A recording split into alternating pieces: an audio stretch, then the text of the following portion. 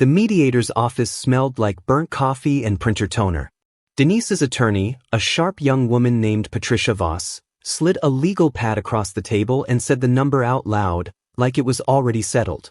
50% of the equity in the house on Ashgrove Lane. Somewhere around $410,000, split down the middle. Denise didn't look at me when she said it. She looked at her hands. I had a folder sitting in my lap. Inside it was a deed, a death certificate, and a letter from an estate attorney dated November of 2009. Nobody in that room had asked to see it yet. My own attorney, Carl Iverson, had told me twice already not to bring it out until it mattered. We're prepared to discuss a fair division of marital assets, Patricia said. I remember thinking about that word, fair, and how differently two people can use the exact same word and mean two completely different things. Denise still hadn't looked up. 23 years earlier, I'd stood in a church in Dublin, Ohio, and promised her everything I had. I meant it then. I think some part of me still meant it, even sitting in that room. But there's a difference between everything I have and everything that was ever legally hers, and in about 4 minutes, she was going to learn that difference the hard way. I opened the folder. My name's Mark Whitfield. I'm 54 years old. I run a mechanical contracting business out of Grove City, just southwest of Columbus, and until about 3 years ago, I would have told you my marriage was one of the few things in my life I never had to worry about. I'm not a dramatic guy. 22 years in HVAC and plumbing work will train that out of you pretty quick. You learn most problems don't announce themselves loudly. A compressor doesn't just die one morning. It's been struggling for weeks, making a sound nobody bothered to listen for. I bring that up because it turned out to be true about a lot more than furnaces. Denise and I met at Ohio State, in a business statistics class neither one of us was any good at. She was working toward a marketing degree, sharp as anything, the kind of person who could walk into a room of strangers and have 3 of them laughing within 10 minutes. I was quieter. Still am. She used to joke that she did the talking for both of us, and for most of our marriage, that felt like a fair trade. We got married in 1999. Ryan came along in 2002, Emily in 2005. I started the business the same year Ryan was born, working out of a used Ford van with my name stenciled on the side in vinyl letters I put on myself, crooked, in our driveway. Denise did the books for the first 6 years, before she went back into corporate marketing once the kids were both in school full-time. We weren't rich. We were comfortable, eventually, in the way people are comfortable when they've spent 2 decades being careful, a modest retirement account, the kids' college mostly paid for, a mortgage we refinanced once in 2015 to a better rate. And we had the house. A 4-bedroom colonial on Ashgrove Lane, the same house I grew up visiting as a kid, because it had belonged to my father before it belonged to us. We had our routines, too. The kind that quietly hold a marriage together without either person noticing they're doing it. Sunday mornings meant coffee on the back porch and the newspaper, even after most people stopped getting one delivered. Every October, we drove out to a farm near Marysville for apples and cider, a tradition that started when Ryan was 6 and never stopped, even after both kids were grown and only came along about half the time.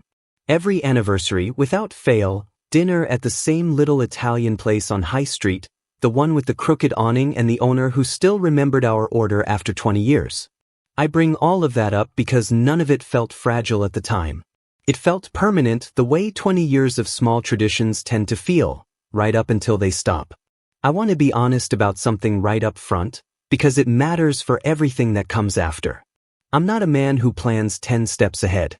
I didn't see any of this coming, and if you'd asked me in the spring of that year whether my marriage was in trouble, I would have laughed and told you Denise and I hadn't had a real argument in over a year. I didn't understand yet that no arguments and no problems aren't the same thing. Sometimes the quietest years in a marriage are quiet for the wrong reason. My father, Walter Whitfield, died in October of 2009. Heart attack, sudden, the kind that doesn't give anybody time to prepare. He left me the house on Ashgrove Lane outright. No siblings to split it with. My mother had passed years before him, and an estate attorney named Diane Colbert handled the transfer. I remember sitting in her office in Grandview Heights, signing paperwork I barely understood, still numb from the funeral 3 days earlier. Diane asked me a question I didn't think twice about at the time. Did I want to add Denise's name to the deed right then, during the transfer, or keep the inherited property in my name alone for the time being? Keep it simple for now, I told her. We'll sort it out later. I wasn't hiding anything. I want to be clear about that. It genuinely did not occur to me that this decision would matter someday. Denise and I were 7 years into raising 2 kids, the business was finally turning a real profit, and adding her to a deed felt like paperwork, not a decision about our marriage. Denise didn't ask about it again until 2015, when we refinanced to lock in a lower rate before Emily started needing braces and Ryan started looking at colleges. Sitting at the kitchen table with the refinance documents spread out, she looked up at me and said, almost offhand, "Shouldn't my name be on the deed too, since we're redoing all this anyway?" I remember exactly what I said, because I've replayed it more times than I'd like to admit. Yeah, we should do that. I'll call Diane's office next week. I never called. It wasn't a decision. It was the absence of one, which I've come to learn is its own kind of decision, even when you don't mean it that way. Work got busy that spring. We picked up a commercial contract for 3 restaurant build-outs downtown, and between that and Emily's braces and Ryan's college applications, adding Denise's name to a deed slid quietly off the list of things that felt urgent. She brought it up one more time, in 2017, at our 18th anniversary dinner at a little Italian place on High Street. We'd had 2 glasses of wine each, and she said it lightly, like a joke that wasn't really a joke. You know, technically I don't own a thing in that house, Mark. I laughed. She laughed. I told her I'd handle it. I have a photograph from that dinner, actually, Denise in a green dress, laughing at something I'd said, the 2 of us leaning into each other the way you do after 18 years, comfortable in a way that doesn't need announcing. I still have that photograph. I look at it now and I don't see a woman plotting anything. I see 2 people who genuinely believed they had time. That's the part people don't understand about marriages that fall apart slowly. Nobody's lying at the dinner table in a green dress. Not yet, anyway. The unraveling comes later, in pieces so small you'd forgive yourself for missing them. We went back to that same Italian place the next year, for our 19th, and the year after that, for our 20th. Neither time did the deed come up again. I've thought about that a lot since, whether her silence on the subject meant she'd let it go, or whether, somewhere around then, it had simply stopped mattering to her for reasons that had nothing to do with paperwork at all. I never did call Diane's office. Not in 2015, not in 2017, not ever. And by the time it would have mattered whether I had, everything about our marriage had already started changing in ways I hadn't let myself see. The changes started small enough that I genuinely didn't notice them as changes. That's the thing nobody tells you about a marriage starting to come apart. It doesn't arrive as an event. It arrives as a series of ordinary Tuesdays that only look significant later, once you know what you're looking for. It was early spring about 3 years ago now. Denise had been at the same marketing firm downtown for almost 9 years, a director-level position she'd worked hard for. Sometime around March, she started staying later at the office. Not dramatically, an extra hour here, a dinner meeting there. She mentioned a rebrand project for a regional bank client eating up everyone's time. I had no reason not to believe her. Client deadlines are real. I've missed enough dinners myself over the years for a burst pipe or a failed inspection. Then she joined a new gym. A boutique place downtown, not the YMCA we'd both used for years, and she started going 3 mornings a week before work. She got a haircut, shorter, more expensive looking, the kind you don't get at the place in the strip mall. She mentioned, in passing, that her stylist was actually incredible, a phrase I don't think I'd ever heard her use about a haircut before. None of that bothered me. If anything, I remember feeling glad for her. 20 years of raising kids and running a household will wear down a person's sense of themselves, and I told myself Denise was just getting some of that back. I even said as much to her one night, "You seem happy lately," and she smiled and said work had just been good. The phone was different, though. That's the detail I keep coming back to. Denise had always left her phone face up on the kitchen counter, the same spot, every single day for as long as I could remember. Sometime that spring, she started taking it upstairs when she showered. Started taking it into the bathroom when she got ready in the morning. Small enough that I didn't consciously register it at first, I only noticed the absence of the counter spot one evening in April, when I went to check the weather app and realized her phone hadn't been there for the first time in maybe 15 years. I didn't say anything. I told myself I was being paranoid, that a grown woman doesn't need to leave her phone on a kitchen counter to prove she's not hiding anything. The name came up for the first time at dinner in early May. We were sitting at the table with Emily, home for a weekend from Ohio University, and Denise mentioned needing to finish a deck for a 9 a.m. call the next morning. "Trevor and I have to have this ready before the client sees it," she said, cutting a piece of chicken, not looking up. I remember the name landing somewhere in my chest without my permission, the way certain names do before you've even decided they mean anything. I didn't ask who Trevor was. I told myself if it mattered, she'd have said more. Emily, God bless her, asked the question I didn't. "Who's Trevor?" "New creative director," Denise said. "Started in January." That was it. The conversation moved on to Emily's spring semester, to whether Ryan was coming home for Memorial Day. I finished my dinner. I did the dishes. I told myself, lying in bed that night, that a name at a dinner table means nothing at all. A week later, our neighbor Karen Doyle mentioned, half in passing while I was out front dealing with a downed branch after a storm, that she'd seen Denise's car parked outside a coffee shop in Dublin on a weekday morning, working from a laptop, looking busy. Karen meant nothing by it. People say things like that all the time, filling silence at the mailbox. I said something about Denise probably grabbing coffee before a client call and went back to the branch. It was only later that the timing of it, Dublin again, started to bother me. I wouldn't hear the name Trevor again for 6 weeks. When I did, it wasn't from Denise. It was printed on a piece of paper, in 8-point font, on a credit card statement I almost didn't bother opening. I've always been the one who opens the mail. It's a habit from running a business out of the house for years. Invoices, supplier bills, insurance renewals, all of it needed my eyes before it needed hers. So it wasn't unusual, on a Thursday in late June, that I was the one sitting at the kitchen table with our joint visa statement, running my thumb down the list of charges the way I do every month, mostly out of habit rather than suspicion. Grocery store. Gas station. Emily's textbook rental. And then, on a Tuesday 3 weeks earlier, the same Tuesday Denise had told me she had a work dinner downtown for the bank rebrand, a charge from a restaurant attached to a Hampton Inn in Dublin, Ohio, 40 minutes north of her office. Not exactly on the way to anywhere she'd normally be on a Tuesday night. I stared at that line for longer than I want to admit. $138, dinner for two, at 8:40 in the evening, at a hotel restaurant 40 minutes from downtown Columbus. I didn't say anything to her. I've asked myself the same question 100 times since. Why not just ask? Part of it was fear, plain and simple, the kind that makes you not want to ask a question you're not ready to hear the answer to. But part of it, the bigger part, was that 22 years of quoting jobs and reading contracts had taught me something useful. You don't confront somebody with one piece of paper. One piece of paper gets explained away in about 4 sentences, and then you're left with nothing but an apology you don't actually believe. So instead, I started checking the mail a little more carefully.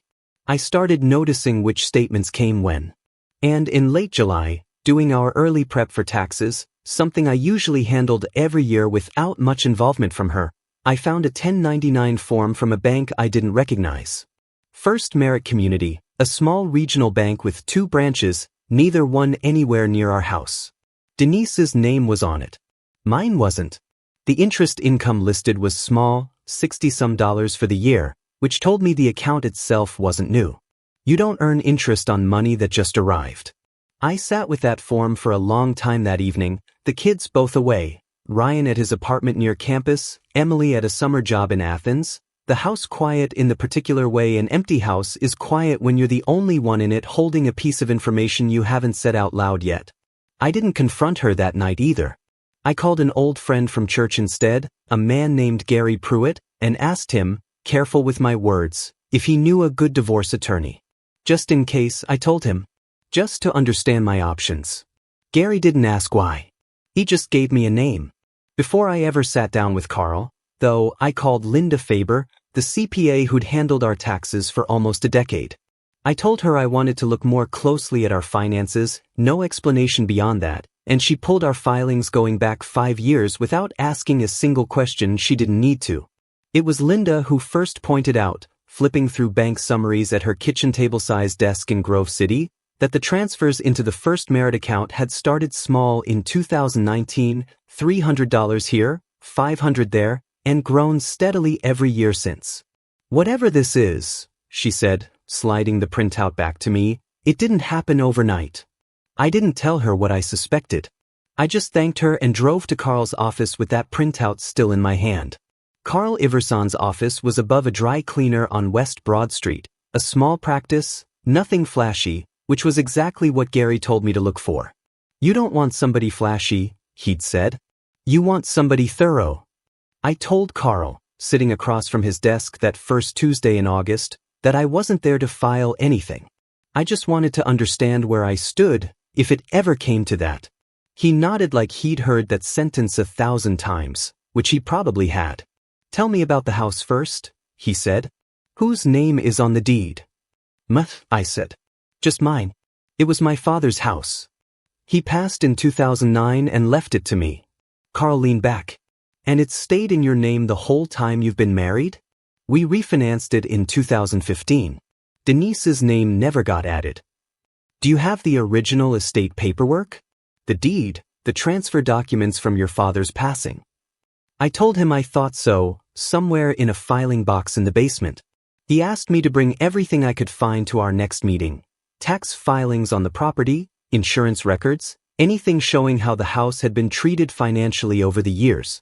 I spent a Saturday afternoon in that basement, going through a box I hadn't opened since we moved my father's things out of storage nearly 15 years earlier.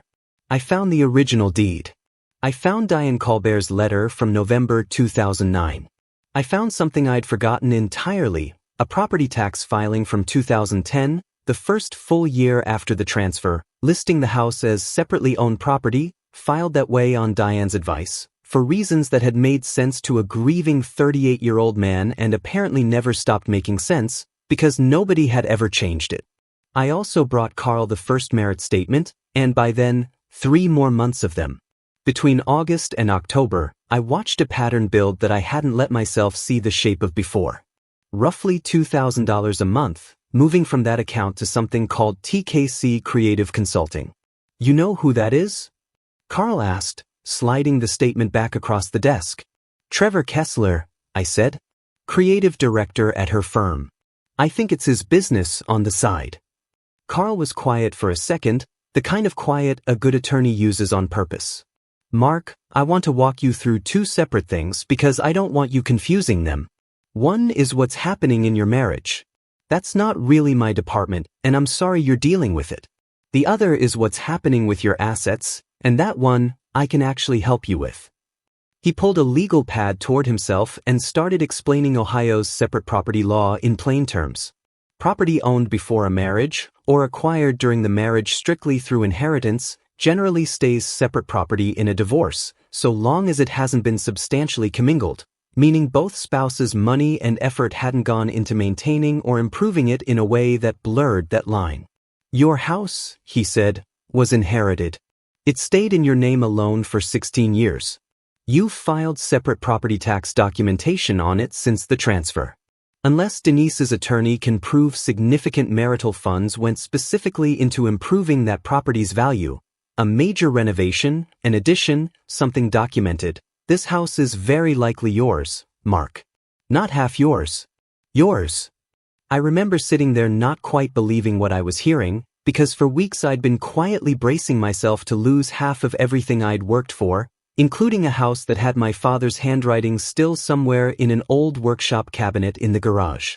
"And this," Carl said, tapping the First Merit statements, "this account and these transfers. If this ends up in a divorce, this works against her, not for her. Dissipation of marital assets.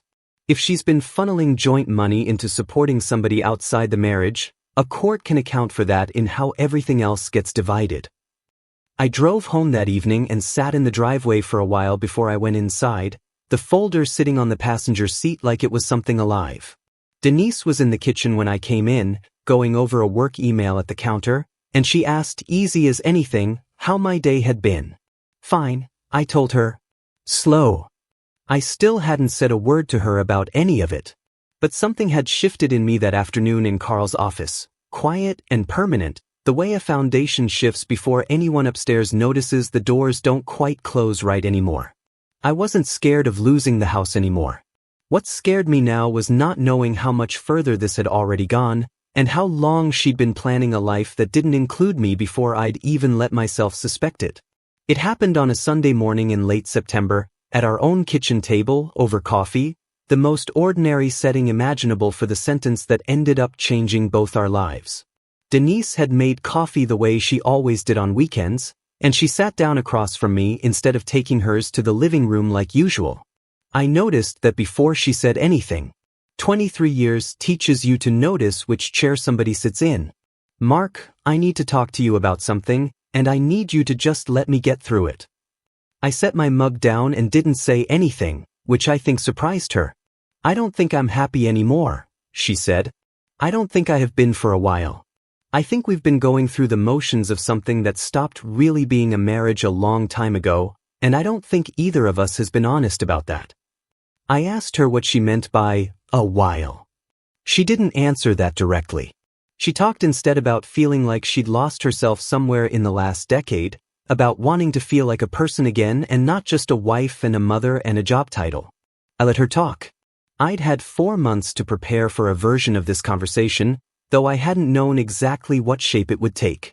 I think we should get a divorce, she finally said. I think it's the right thing for both of us. Okay, I said. I think that surprised her more than anything else could have. She'd clearly expected an argument, or tears, or a defense of the marriage. Instead, she got a man who'd already spent a season quietly preparing for this exact sentence. I want this to be fair, she said after a moment. I don't want it to get ugly. I think a 50-50 split makes sense. The house, the retirement accounts, all of it. We built all of it together. The retirement accounts, sure, I said. That's fair. That's marital property. And the house? The house isn't marital property, Denise. She looked at me like I'd said something in a foreign language. What are you talking about? We've lived in that house for 16 years. You should check the deed, I said. It's still just in my name. It's been in my name since my dad passed in 2009. We talked about adding you back in 2015, and then again in 2017. I never did it. I watched something happen to her face that I'll remember for the rest of my life. Not anger, not yet. Confusion first, the genuine kind, like she was running back through years of assumptions that had just been pulled out from under her. She'd built an entire plan, I understood later, around a house she'd never actually owned any part of. That can't be right, she said. We refinanced it together. Refinancing a mortgage doesn't put your name on a deed. I asked Carl. It's separate property. Inherited, kept separate the whole time. It's mine. Carl, she repeated. You already talked to a lawyer. In August, I said. I didn't apologize for it, and I didn't explain the credit card statement or the bank account or Trevor Kessler's name, not yet. I just let the fact sit there between us. That's when it came out, not because I'd asked, but because the ground under her had clearly just shifted and she was talking to keep her balance. Trevor and I, it's not what you think. It started as friendship. It's been complicated for a long time, Mark, longer than I ever meant for it to be. How long? I asked. She didn't answer with a number. She looked down at her coffee instead, and the silence that followed told me everything the number would have. I didn't yell. I didn't throw anything. I sat in my own kitchen, in the house my father had left me, across from a woman I'd loved for most of my adult life, and I felt something settle in my chest that was closer to grief than anger, the grief of realizing a marriage had actually ended months, maybe years, before either of us said the word out loud. Denise left the table without finishing her coffee. I heard her on the phone upstairs 20 minutes later, her voice low and fast in the way people talk when they're trying to fix something that's already gone wrong. By that evening, she had her own attorney. By the following week, so did the truth. Which brings us back to that mediation room, the one I told you about at the very start of all this. The burnt coffee, the printer toner smell, Patricia Voss sliding her legal pad across the table with a number already written on it like it wasn't up for discussion. I opened my folder. Carl went first, laying out the deed, Diane Colbert's 2009 letter, 16 years of separate property tax filings, the refinance documents that Patricia had clearly been counting on to argue commingling. Patricia tried anyway. She argued that marital funds had gone toward mortgage payments and property taxes over the years, that this alone constituted enough commingling to justify a claim on the equity. Carl didn't raise his voice. He never does, from what I've seen. He just asked the mediator, a calm older man named Robert Hale, to note that mortgage payments on separate property, made from a joint household budget during a marriage, are commonly treated under Ohio law as a housing expense rather than an investment that converts separate property into marital property, particularly when the property was never retitled despite 2 documented opportunities to do so. Then Carl set down the first merit bank statements. I watched Patricia's face when she saw them for the first time. I don't think Denise had told her everything, and I think that's a mistake people make more often than they should, assuming the person on your side of the table already knows the whole truth. Carl walked through it slowly. An account opened in 2019, funded through a joint checking account, transfers averaging just under $2,000 a month to TKC Creative Consulting, a business registered to Trevor Kessler. 4 years of records. Robert Hale did the arithmetic out loud, the way mediators do when they want both parties to hear a number land in real time. That's approximately $96,000, he said, of joint marital funds, directed to a third party over a 4-year period. Denise didn't say anything. I looked at her for the first time since we'd sat down, and she was staring at the table the same way she'd stared at her hands the day she'd first told me she wanted this to be fair. Robert asked for a recess. Patricia and Denise stepped into the hallway for almost 20 minutes. When they came back, the number on Patricia's legal pad had changed considerably, no claim on the house, and an adjustment to the division of retirement accounts that accounted for what Robert had called, in his careful, official language, dissipation of marital assets. I want to be clear about something, because I think it matters more than the numbers. I didn't feel triumphant sitting in that room. I felt tired, mostly the particular exhaustion of a problem finally being handled instead of carried. I didn't gloat. I didn't look at Denise and say anything about what she deserved. Carl had told me weeks earlier that the numbers would do whatever talking needed doing, and he was right. Denise asked for a short break before we finalized anything. When she came back into the room, her eyes were red, and for just a second, sitting across from a woman I'd built an entire life with, I felt something soften in me that had nothing to do with the house or the money at all. But I'd learned something that year, sitting in Carl's office and my own basement and this mediation room. Softening in the moment and rebuilding a marriage are 2 very different things, and only one of them was still available to us. Before we signed anything, Robert Hale asked, almost as a formality, whether either party wanted anything read back into the record. Patricia said no. Carl said no. I sat there for a second longer than I needed to, looking at Denise one more time, and then I said no too. There wasn't anything left that needed saying out loud in that room. Everything that mattered was already sitting in the folder in front of us, in black and white, in dates and numbers neither one of us could argue with anymore. We signed the framework that afternoon. The house stayed mine. The retirement accounts split, adjusted. And a chapter of my life that had taken 23 years to write closed, quietly, in a conference room that smelled like burnt coffee. The divorce was finalized in February, 5 months after that Sunday morning coffee conversation that started everything moving. Denise moved into a 2-bedroom rental in Hilliard, about 20 minutes from the house on Ashgrove Lane. I heard through Ryan, who tries hard not to take sides even though I know it costs him something, that things with Trevor Kessler hadn't lasted much past the divorce being finalized. I didn't ask for details, and Ryan didn't offer them. Emily took it the hardest, I think, in the quiet way 20-year-olds process things. Fewer calls for a few months, more time with friends over winter break instead of coming home. She came around slowly, the way kids do when they realize a divorce isn't actually a referendum on which parent to choose. We still do holidays together, in the careful, restructured way divorced families learn to do them. Thanksgiving at my house, Christmas Eve at Denise's, Christmas morning back at mine. It's smaller than it used to be. Quieter. Nobody's performing a happy family for anybody else anymore, which, strange as it sounds, has made the time we do spend together more honest than it had been in years. Kept the house. I repainted the kitchen that spring, something Denise had wanted to do for years and I'd always found reasons to put off. I don't know if that means anything. I did it because I wanted to, finally, on my own timeline. About 8 months after the divorce was final, Denise called me on a Tuesday evening in October. I almost didn't pick up. We mostly communicated through texts about the kids by then. But something made me answer. She didn't call to argue about anything. She asked how the business was doing, how Emily's semester was going, ordinary things. And then, near the end of the call, she said something I hadn't expected to hear. I should have added my name to that deed when you offered, back in 2015, she said. I don't mean it the way that sounds. I mean, I think I stopped paying attention to a lot of things around then. Not just paperwork. I didn't say anything for a second.